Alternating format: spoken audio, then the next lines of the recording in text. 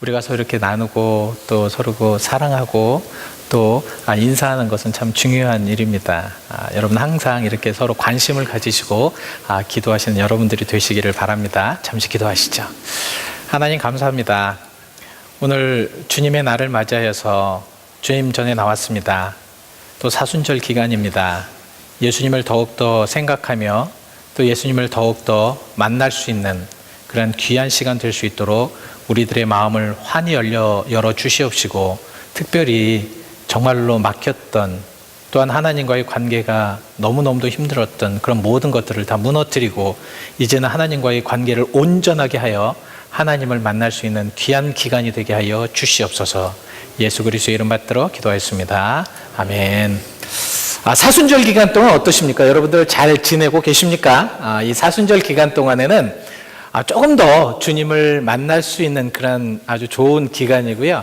그래서 요새 이제 새벽 예배뿐만 아니라 이제 여러분들 계속해서 이제 말씀을 통하여서 예수님의 행적이나 예수님의 그 말씀을 조금씩 더 깊숙하게 이제 따라가실 줄 믿습니다. 여러분, 예수님을 만난다는 거 참 좋죠, 그죠?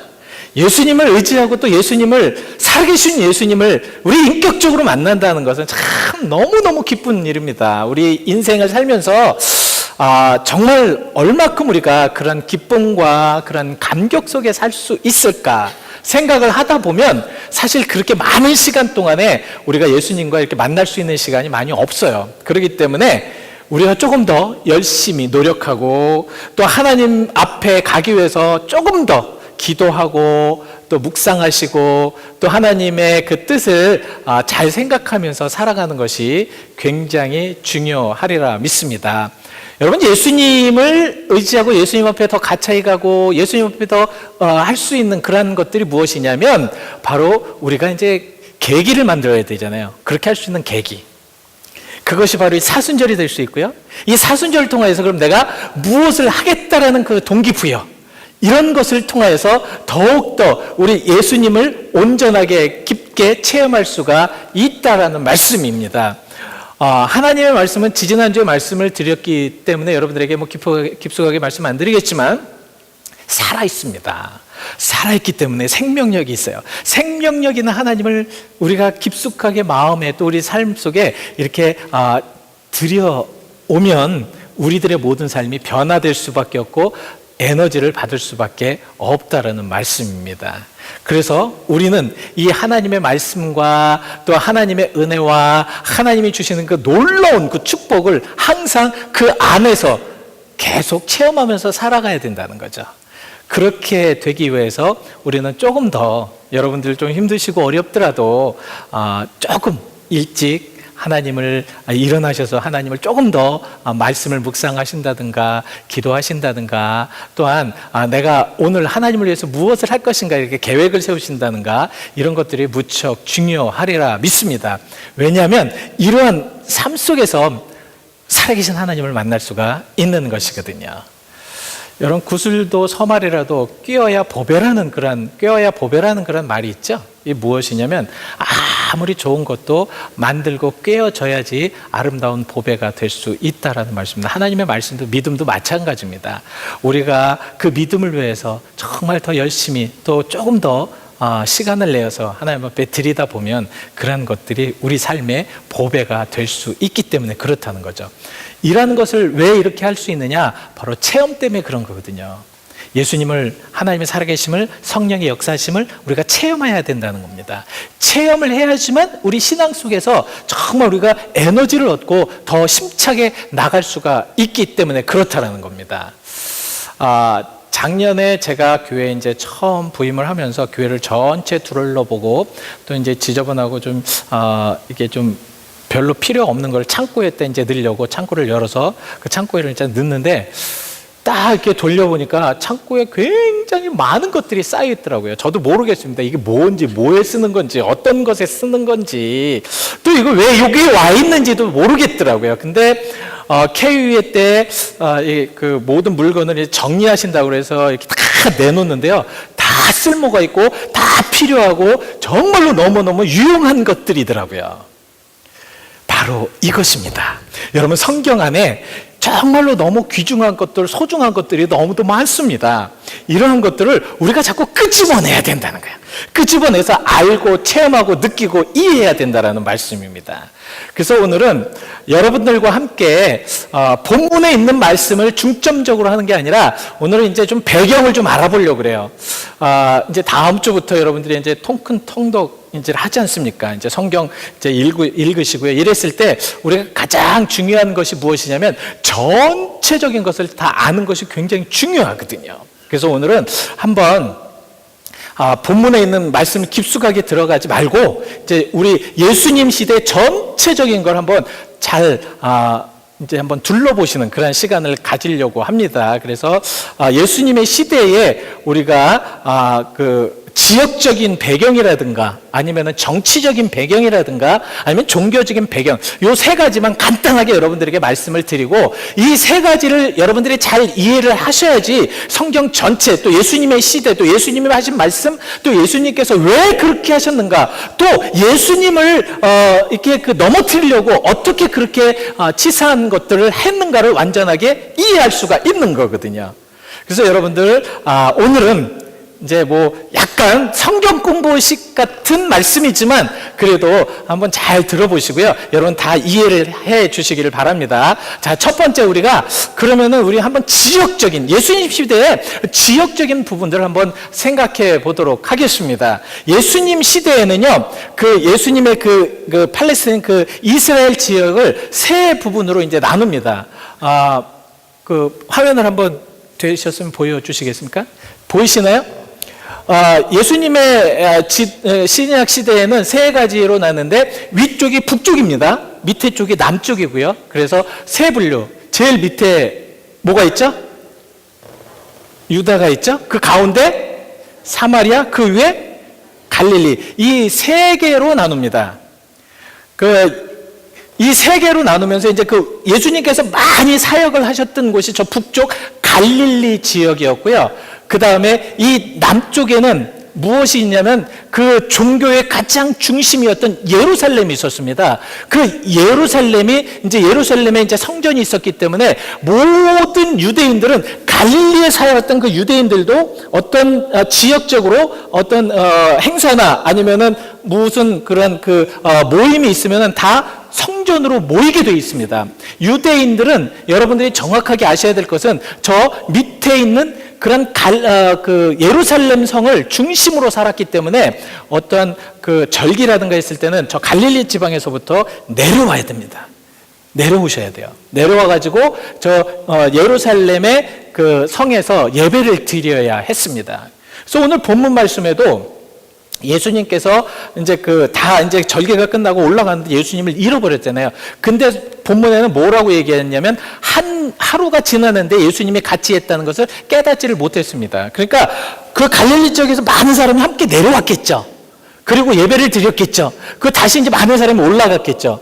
그러니까 그런 상황 속에서 잘 모른 겁니다. 뭐 친척도 많고 또 사람들도 많기 때문에 같이 올라가기 때문에 누가 같이 따라왔는지 또 자녀들이 같이 있는지 왜냐하면 같이 이제 오르수 이제 모여서 올라가니까 그래서 이런 상황 속에 있었다라는 걸 먼저 말씀을 드리고요. 저 위쪽에 갈릴리 지방에는 이제 밑에는 종교적으로 굉장히 융성했고 갈릴리 지역에는 정치적으로 조금 이제 융성했던 지역이었습니다. 그래서 그 당시에 헤롯 대왕이 이 갈릴리 지역을 굉장히 중심으로 발전시키려고 많은 노력을 했습니다.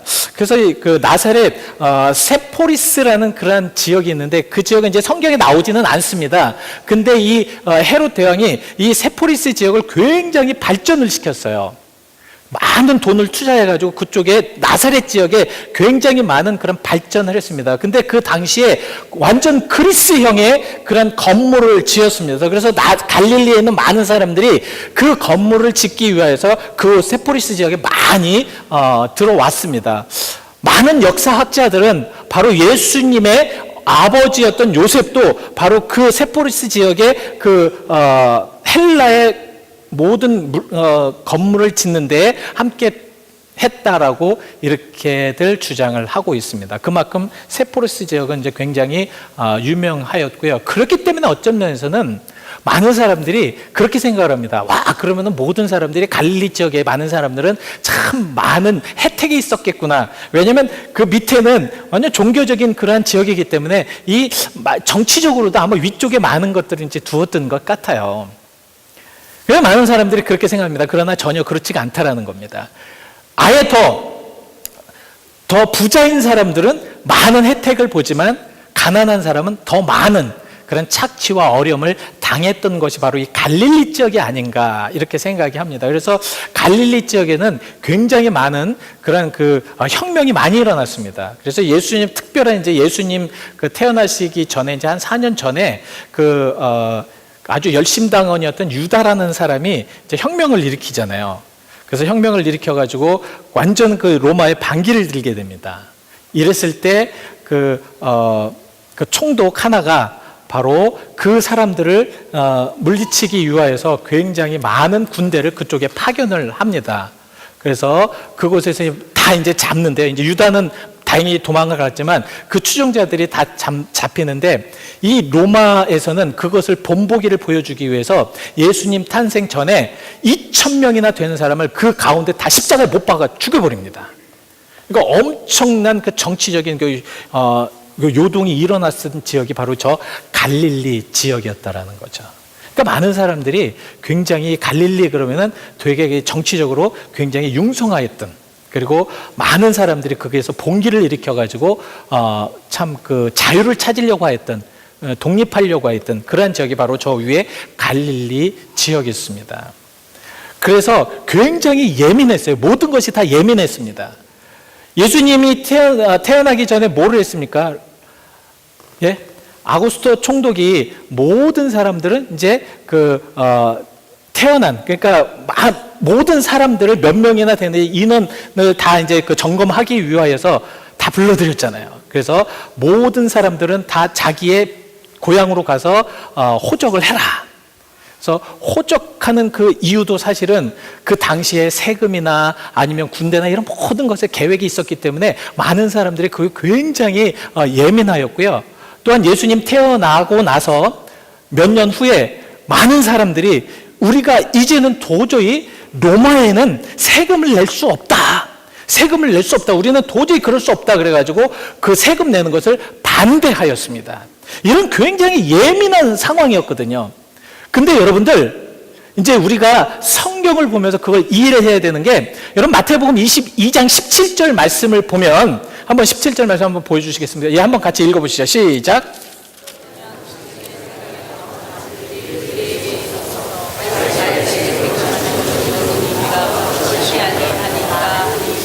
네. 무슨 말씀이냐면 그 당시에도 세금에 대해서 그만큼 예민한 기간이었습니다. 그러니까 지금 헤롯 땅, 그 당시 헤롯 땅이라는 건 이제 정치적으로 이제 이렇게 당을 지은 사람들이고요. 그다음 바리새인, 종교적인 그런 파죠. 이 두 개 그룹이 함께 모여서 예수님을 대적하려고 하였습니다. 대적하는데 가장 그 당시에 예민하였던 세금 문제를 가지고 지금 대적하는 겁니다. 예수님, 당신 생각은 어떠십니까? 이 세금을 가이사에게 내는 것이 옳습니까? 만약에 예수님께서 이렇게 하셨을 때 둘 중에 하나를 택하시라는 겁니다. 가이사나 아니면은 내지 말라. 만약에 가이사에게 내라 그러면은 그 당시에 봉기를 일으켰던, 정말 로마인들에게는 절대 세금을 낼 수 없다라는 그런 사람들에게 예수님은 완전히 배반자가 되는 겁니다. 같은 동족이면서 배반자가 되는 거예요. 그리고 세금을 내라 그러면 내지 말라 그러면 어떻게 됩니까? 그 예민했던 로마에 또 반기를 드는 겁니다. 그렇기 때문에 굉장히 예민했던 그런 상황들을 그 당시에 물어볼 수밖에 없었던. 그래서 우리가 시대를 알아보면 왜 이렇게 그들이 이렇게 예민한 것을 가지고 예수님에게 물어보았는가. 사실 이거는 굉장한 이슈거든요. 이랬을 때 예수님은 가이사 것은 가이사에게, 하나님 것은 하나님. 그래서 넘어갈 수가 있었지 않습니까? 그만큼 시대가 굉장히 어려운 시대에 있었다. 두 번째, 우리가 정치적인 부분들을 한번 보시자고요. 이 정치적인 부분들을 보시면 굉장히 또 여러 가지로 우리가 이해를 할 수가 있습니다. 아까 이제 여러분들이 보셨던 그 지도를 보시면 예루살렘 그 지역만 빼고 옛날에 이제 솔로몬 왕조 때에 두 나라로 유다가 이스라엘이 나누어집니다. 그래서 위쪽은 북이스라엘, 남쪽은 남유다. 이렇게 나눠지는데요. 이 북이스라엘은 하나님께서는 항상 당신의 백성들, 당신의 민족들을 깨우치기 위해서 지금 이제 저 지도에는 안 나왔지만 저 유럽 지역에 또 옆에 이제 아수르나 이런 지역에 또 밑에 애굽 지역에 이런 많은 강대국들을 통해서 그 가운데 있는 이스라엘 백성들을 계속 깨우치게 만듭니다. 그래서 여러분들 구약 시대 마찬가지잖아요. 죄악이 너무 많으니까 그 위쪽 이스라엘을 하나님께서 빨리 멸망케 합니다. 그 당시에 아수르 민족을 통해서. 근데 그 아수르 민족은 어디에 망하냐면 바벨론이라는 그런 나라에 망합니다. 이 바벨론은 또 어디를 칩니까? 밑에 남유다를 공격해서 이제 멸망을 시킵니다. 이 바벨론은 어디에 또 망하냐면 바사. 성경에는 바사라고 나오는데 페르시아에 망하죠. 이 페르시아는 또 위쪽에, 성경 위쪽에 보면은 이제 그리스와 헬라 문화가 있는 알렉산더 대왕에게 망해버립니다. 이 알렉산더는 결국 로마에게 망하죠. 그래서 로마의 그 정치 안에 있었던 그런 세대가 바로 예수님의 시대였습니다. 이런 상황 속에서 계속해서 누구에게 멸망당하느냐에 따라서 지금 이스라엘이 굉장히 상황에 따라서 다 다르게 그렇게 처하게 됩니다. 만약에 이제 아수르 같은 거에 이제 망해서 어떻게 됩니까? 아수르는 어떤 정책을 씁니까? 바로 저 가운데 있는 사마리아에 있는 지역에 아수르 민족을 다 대거 이동을 시켜버립니다. 그래서 혼혈을 시켜버려요. 그래서 예수님 시대에는 그 가운데 있었던 사마리아 사람들을 유대 민족으로 보지를 않았습니다. 왜냐하면 혼혈되었기 때문에라는 그런 이유를 가지고. 이 유대 민족이 굉장히 그래서 자기들은 굉장히 깨끗하다, 영적으로 깨끗하고 그러기 때문에 더 그랬는지도 모르겠습니다. 이런 상황 속에서 지금 이제 예수님 세대는 계속 이제 나아가고 있다는 거죠. 그 바벨론은 어떻게 해요? 그 남유다에 있는 많은 사람들을 또 포로로 잡아가지 않습니까? 또 페르시아는 그 포로로 잡아갔던 사람을 다시 돌려보내지 않습니까? 그러니까 하나님께서는 이 모든 것을 다 계획하고 계시다는 겁니다. 근데 이 바사 다음에 알렉산더 대왕은요, 이 모든 자기가 점령한 모든 지역을 다 헬라화 시키려고 합니다.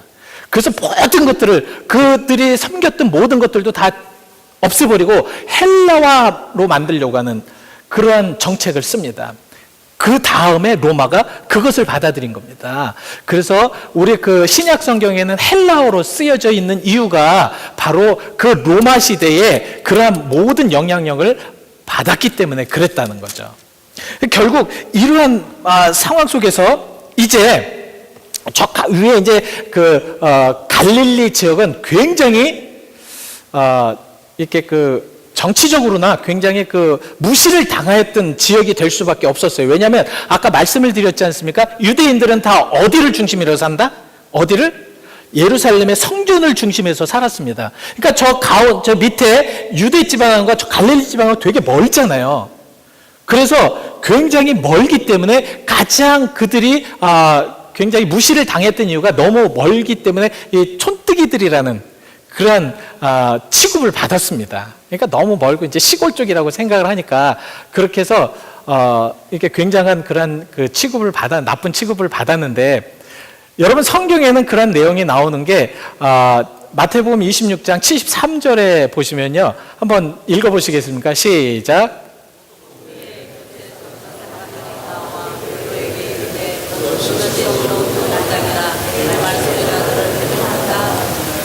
그러니까 베드로가 이 갈릴리 사투리를 썼어요. 갈릴리 사투리를 쓰다 보니까 이 정치적으로도 굉장히 이렇게 좀 후미진 곳에서 많은 그런 무시를 당하였던 그런 부분들이고요. 그래서 갈릴리 나세렛 지역에는 그래서 많은 유대인들이 굉장히 저 촌에 있는 사람들 중에서 누가 귀한 사람이 나오겠느냐. 그래서 요한복음 1장 46절을 여러분들이 보시면 그런 내용이 나옵니다. 한번 읽어보시죠. 시작.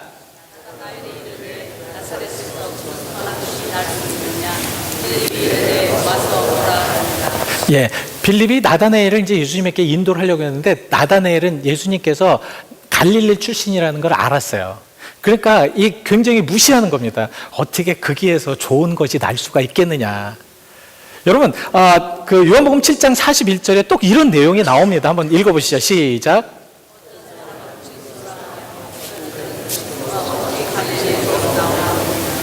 네. 그러면서 서로가 굉장히 그 안 좋은 그런 관계 속에서 이 갈릴리라는 그러한 부분들을 되게 이제는 무시하고 또 안 좋게 생각하는 이런 상황 속에서 이제 정치적으로 계속해서 이제 그 많은 그러한 소용돌이 속에서 이 팔레스틴이 그 속에서 이제 어려움을 당하는 것이죠.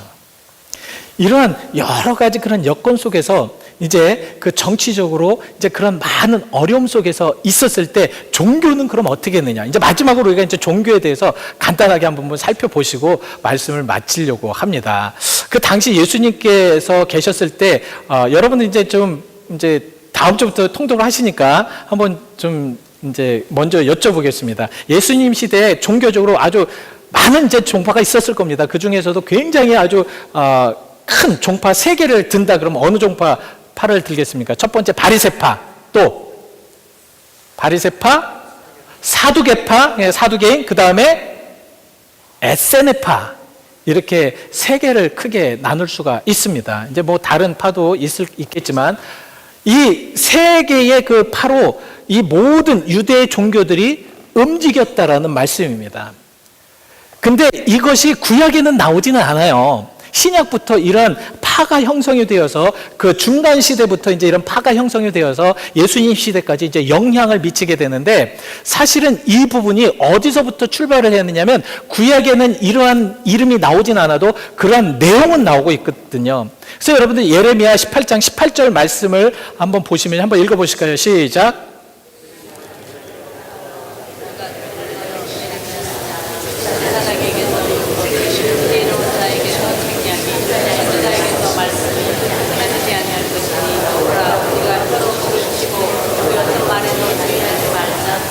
예, 그래서 율법은 바로 제사장이 받고요. 그리고 책략은 장로들이 받았거든요. 그리고 선지자의 역할은 바로 에세네파들이 받았습니다. 그래서 그것이 계속 내려온 거거든요. 그래서 율법적으로 하는 모든 것은 제사장들이, 그래서 성전을 통해서 그 율법을 가리키게 됐고요. 그래서 장로들은 항상 그 율법을 가지고 어떻게 생활하고 그런 책략과 지혜를 내게 됐다는 거죠. 그래서 많은 사람들은 그것을 연결하여 가지고 그 장로들은 계속해서 바리새인이 된 거고요. 그 율법을 받아 가지고 그것을 계속해서 발전시킨 것이 사두개파입니다. 그래서 그 사두개파는 거의 제사장들에 의해서 형성이 되었고요. 그 다음에 바리새인들은 바로 이 장로들, 율법을 연구해 가지고 그 율법을 어떻게 그러면은 행할 수 있느냐, 이런 것을 연구한 사람들입니다. 그리고 선지적인 역할을 한 것은 에세네파, 이들은 가서 정말 하나님 앞에 기도하고 광야에 다니면서 하나님의 말씀을 전하였던 그러한 자들이었습니다. 그래서 성경 말씀에는 이런 부분을 통해서 굉장히 아주 예민하게 말씀을 하고 있습니다. 여러분, 에스겔서 7장 26절을 보시면요, 한번 읽어보실까요? 시작.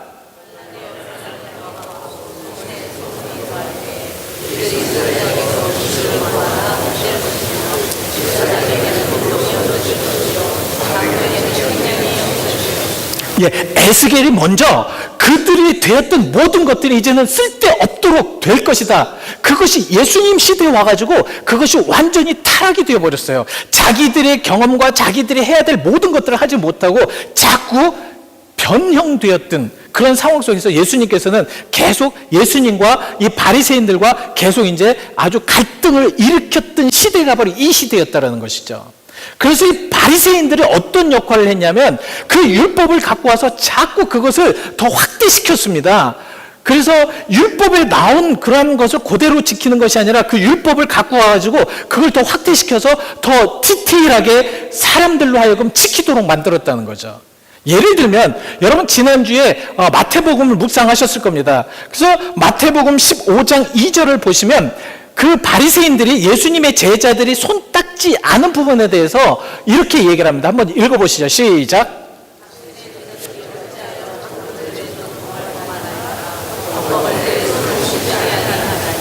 이제 장로들의 전통, 이것이 바로 바리새인들이 만들었던 겁니다. 바리새인들이 자기들이 그 율법을 갖고 와가지고 그걸 더 디테일하게 만든 거예요. 그러니까 자꾸 디테일하게 만드니까 어떻게 되냐면 유대인들이 어떻게 옴짝달싹 할 수가 없는 겁니다. 율법에 대해서. 그러니까 더 힘들게 되는 거예요. 그러니까 예를 들면 주일을 날에도 교회만 와서 예배드리라는 게 아니라 교회 와서 예배를 드리되 어떤 옷을 입고 오고 어떤 방법으로 오고 또 예배는 어떤 식으로 드리고 또 주일날은 어떻게 지키고 이것을 아주 첫 번부터 24시간을 다 쪼개놓은 겁니다. 그러니까 그 안에 있으려고 하니까 얼마나 힘들어요. 그러니까 예수님 제자들도 거기에 걸린 겁니다. 그랬을 때 예수님께서는 이제 15장 말씀을 여러분들이 나중에 한번 읽어보시면 예수님께서 어떻게 그것을 해결하였는가를 말씀을 여러분들이 알 수가 있습니다. 이런 어려운 상황, 여러분 어떻습니까? 지역적으로나 그래서 아마 예수님께서는 이 예루살렘에도 많은 그런 사역을 하셨지만 이 갈릴리 지역에서 하신 이유가 그 많은 어려움과 억압, 고통과 아픔 이러한 곳을 더 통하여서 더 많은 그런 사역을 하시지 않았는가 이렇게 생각이 듭니다. 여러분 정치적으로도 얼마나 휘영도리 속에서 정말 이 가운데서 이곳에 맞고 저곳에 얻어맞고 또 모든 그런 민족에 좀 어려움을 당하고 그 가운데서 또 아주 센시티브한 그런 부분들 속에서 얼마나 어려움이 많겠습니까? 그 가운데서도 종교적으로도 얼마나 힘들었냐고요. 아주 그냥 종교 그 틀 안에 꽉 갇혀가지고 도저히 움직일 수 없는 이런 상황 속에서 지금 이스라엘 백성들은 그래서 메시아를 원했던 겁니다. 그래서 메시아가 오기를 원했던 겁니다. 그들은 메시아가 와서 그래서 구원하기를 원했던 겁니다. 자기들이 이렇게 완전히 정말 옴짝달싹할 수 없는 이러한 상황 속에서 좀 정치적으로도 또한 종교적으로도 좀 펼 수 있는 그러한 상황 속에서 그러한 삶을 원했기 때문에 더 많은 그러한 예수님에게 대해서 더 많은 기대를 하였던 이유가 여기에 있다라는 거죠. 그래서 예수님께서 십자가에 못 박혀 죽었을 때도 많은 사람들이 더 엄청난 실망을 하지 않습니까?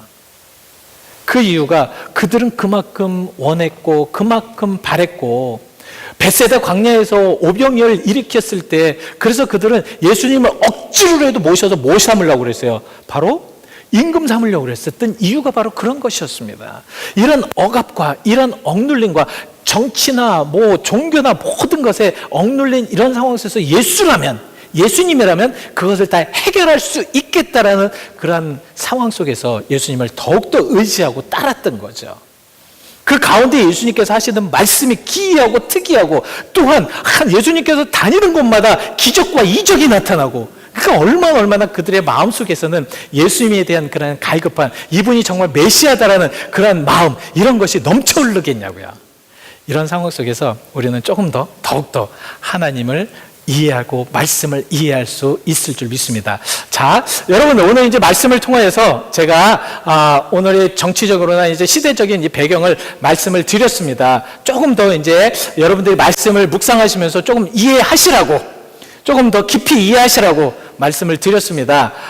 오늘은 은혜로운 말씀보다는 여러분 그래서 조금 이렇게 시대적인 상황을 알기 위한 말씀을 여러분들에게 드렸기 때문에 여러분들 오늘은 참 말씀이 재미없다라고 말씀을 생각하실지 모르겠지만 그래도 이것을 이해를 하셔야지만 우리가 이제 다음 주에 통독을 하시는 조금 더 깊이 이해할 수가 있으시고요. 그 말씀을 통해서 우리가 조금 더 또 하나님의 그 의미 또 왜 이런 상황이 되는가를 더 깊이 알 수 있기 때문에 이 말씀을 드렸습니다. 우리 잠시 기도하실 때 그러면 여러분 오늘 이제 이 말씀을 통해서 우리가 이제 사순절 기간 동안에 말씀을 조금 더 깊이 또 말씀 안에 또 우리가 조금 더 은혜 가운데 이렇게 이제 나갈 것입니다.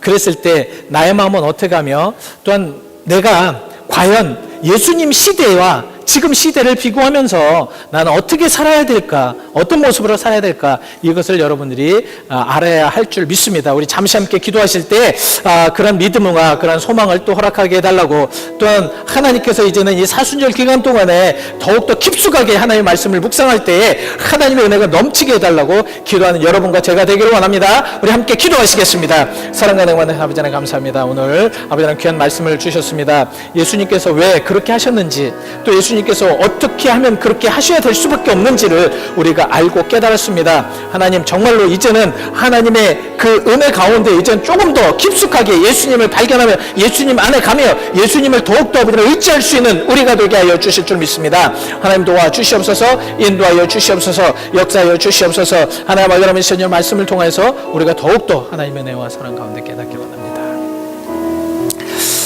말세지 말이 되었습니다. 그렇기 때문에 참 예수님 믿기도 어렵고 힘든 그러한 상황이 얼마나 많은지 모르겠습니다. 우리 주변에 보면 참 많은 일들이 일어나는 것들을 보면 정말 우리는 참 위험한 세대구나라는 것을 알 수 있습니다.